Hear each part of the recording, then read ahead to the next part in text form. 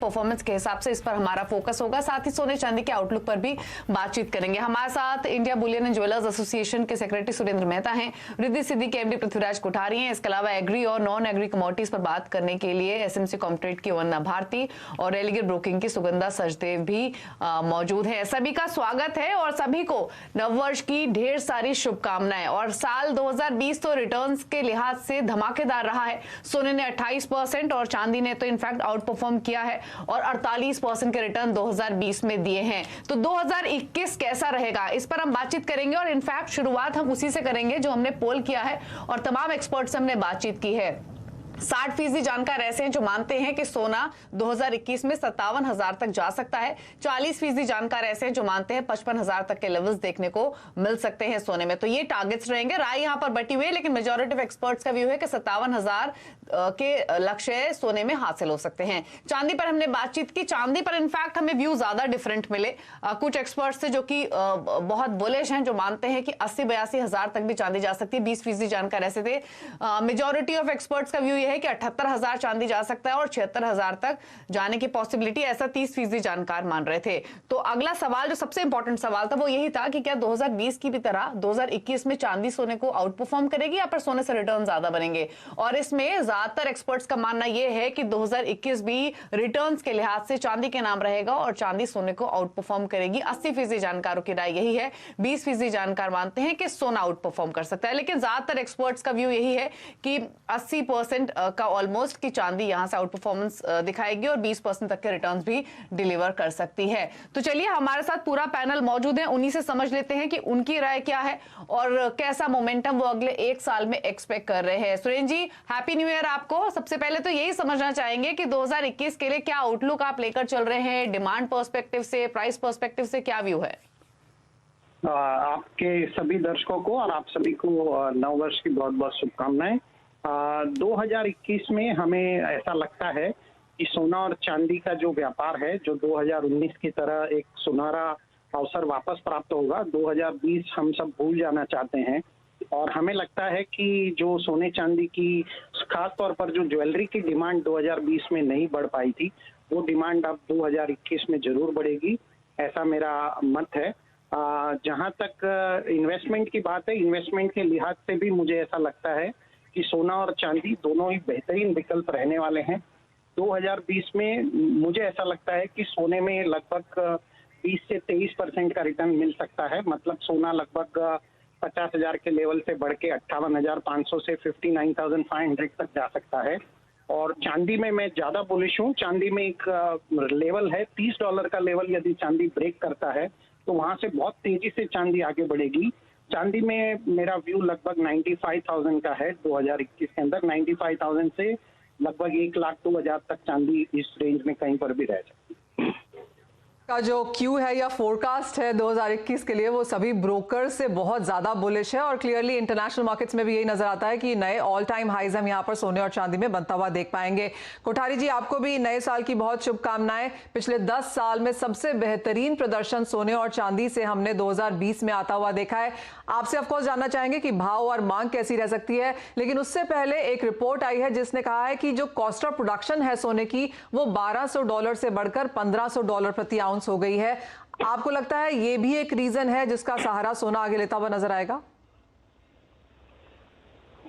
जैसे सुरेंद्र भाई ने बताया, पहले तो सबको मैं आपके दर्शकों को नए साल की हार्दिक शुभकामनाएं देता हूं। जैसे सुरेंद्र भाई ने बताया कि सोना चांदी 2022 तक मुझे कहीं पे भी कोई मंदी के आसार नजर नहीं आ रहे हैं जी। इंटरेस्ट रेट ऑलमोस्ट 0% और 0.25% के आसपास है। इंटरेस्ट रेट डाउन है और सबसे बड़ी बात है कि जो सिल्वर और प्लेटिनियम, जैसे मैंने पहले भी आपको कहा था, सिल्वर और प्लेटिनियम का भी यूज ग्रीन एनर्जी में काफी भारी मात्रा में हो रहा है और इसमें लोग उसमें बाइंग कर रहे हैं। और जब कभी भी आप देखिए कि कोई भी चीज, जब अब आप देखिए कि चांदी ने लास्ट 10 साल से कोई परफॉर्म नहीं किया था, अब चांदी ग्रीन एनर्जी में यूज होने वाली है ह्यूज क्वांटिटी के अंदर, तो उस हिसाब से बाइंग हो रही है। और मुझे लगता है कि चांदी मैं देख रहा हूँ कि 2021 तक $41 के आसपास आनी चाहिए। रूपी टर्म्स में 1,00,000 रुपया, जैसे सुरेंद्र भाई ने बताया, वो एकदम सही बात है। और यहाँ पे अपना रुपया धीरे धीरे अप्रिसिएट होगा तो उसका काफी इफेक्ट आएगा।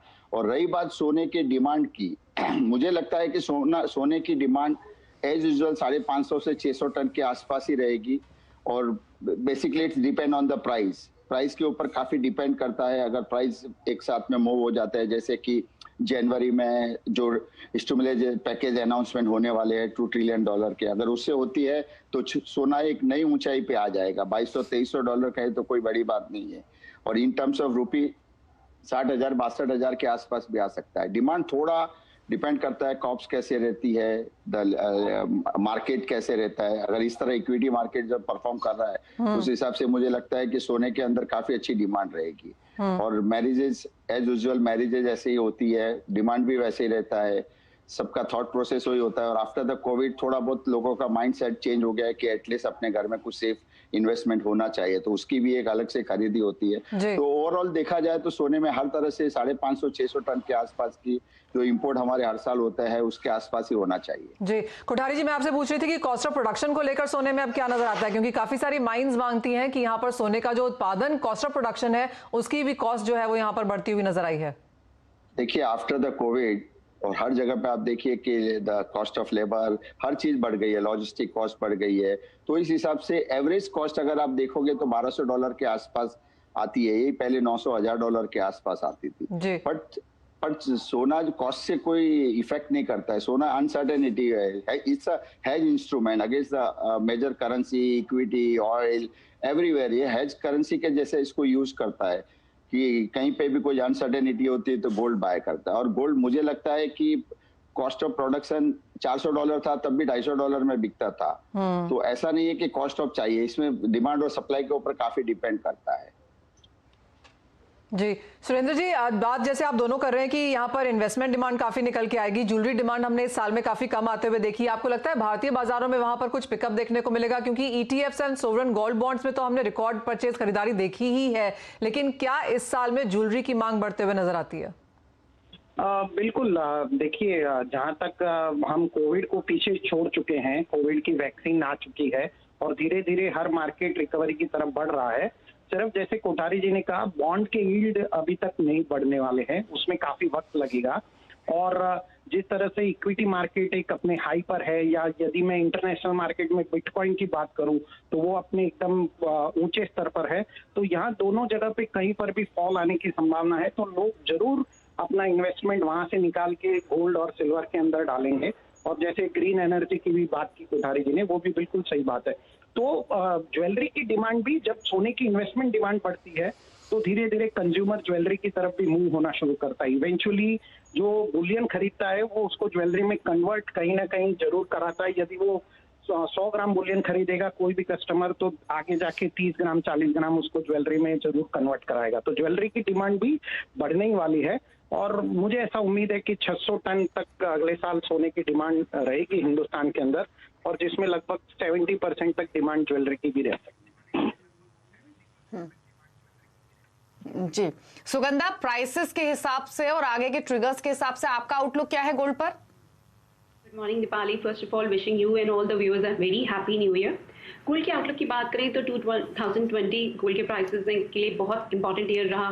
Gold has shine quite bright in 2020 और मुझे लगता है अगले साल के लिए भी आउटलुक काफ़ी पॉजिटिव रहेगा।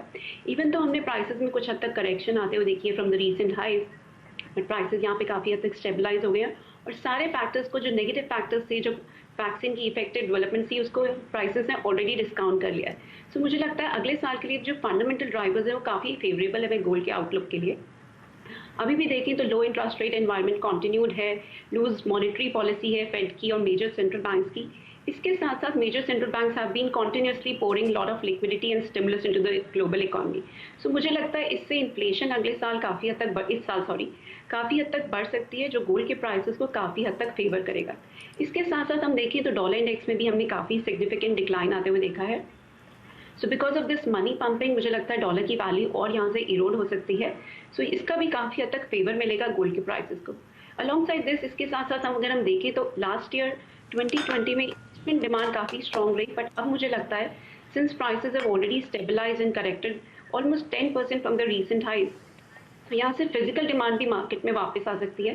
बिकॉज ग्लोबल इकोनॉमी भी अगर हम देखें तो रिकवरी पाथ की तरफ चल रही है। सो यहाँ से मुझे लगता है फिजिकल डिमांड भी गोल्ड के प्राइसेस को काफ़ी हद तक फेवर करेगी। इन टर्म्स ऑफ अगर हम लेवल्स की बात करें तो मुझे लगता है नियर टर्म के लिए 47,700 एक बहुत स्ट्रॉन्ग सपोर्ट एरिया रहेगा। इवन द वॉलेटिलिटी काफ़ी हाई रह सकती है after the sharp advance in 2020, but अगर हम इन्वेस्टमेंट पर्सपेक्टिव की बात करें तो मुझे लगता है कुछ भी डिप्स मिलते हैं प्राइसेस में वो बाइंग अपॉर्चुनिटीज रहेंगे। सो 47,700 एक बहुत स्ट्रॉन्ग सपोर्ट एरिया रहेगा जहां से बाइंग की जा सकती है। इस साल के आउटलुक की बात करें तो फर्स्ट लेवल्स रहेंगे 53,500 and then we are looking at levels of around 60,500. We even do not rule out the possibility of prices testing levels of around 65,000 from a longer term perspective. और अगर हम international markets में बात करें तो मुझे लगता है 1765 एक शॉर्ट टर्म के लिए एक स्ट्रॉन्ग बेस एरिया रहेगा और वहीं से हम स्ट्रॉन्ग रन अप आते हुए देख सकते हैं। यानी कि खरीदारी यहां पर सोने चांदी में जारी रहेगी, ये मत यहां पर सभी ब्रोकरेजेस की तरफ से और इंडस्ट्री की तरफ से भी बनता हुआ नजर आया है। लेकिन एक और सेक्टर जहां पर हमने बहुत बेहतरीन प्रदर्शन देखा वो था मेटल्स, चाहे वो इक्विटी स्टॉक में था या फिर अंडरलाइंग रॉ कमोडिटी में, यहां पर बढ़त काफी ज्यादा थी। वंदना, यहां पर आप कैसे देखती हैं और किस मेटल को चुनेंगी आप 2021 के लिए? सबसे पहले